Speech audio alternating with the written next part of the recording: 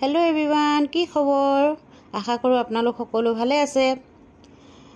মই আজি এটা কথা কওঁ দেই, মানে কৈয়ে থাকোঁ বেছিভাগে।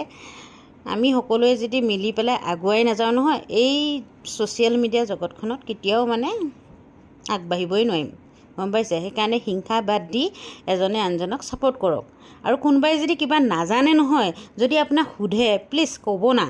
ময়ে নাজানো বহুত কথা, বহুতক সুধিছোঁ, কিন্তু ক'বলৈ নিবিচাৰে, জানেনে?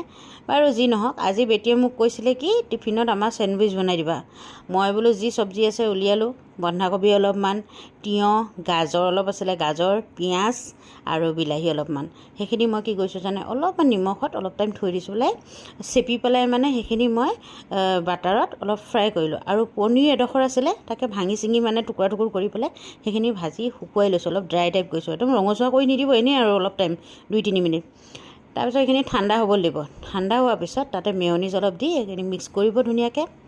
কৰাৰ পিছত নিমখ নিদিব দেই, নিমখ দিয়াই আছিলেতো। তাৰপিছত আপুনি ধুনীয়াকৈ ব্ৰেডকেইখন কাটিং কৰিব, ছাইডবিলাক কাটিং কৰি এনেকৈ লগাই দিব।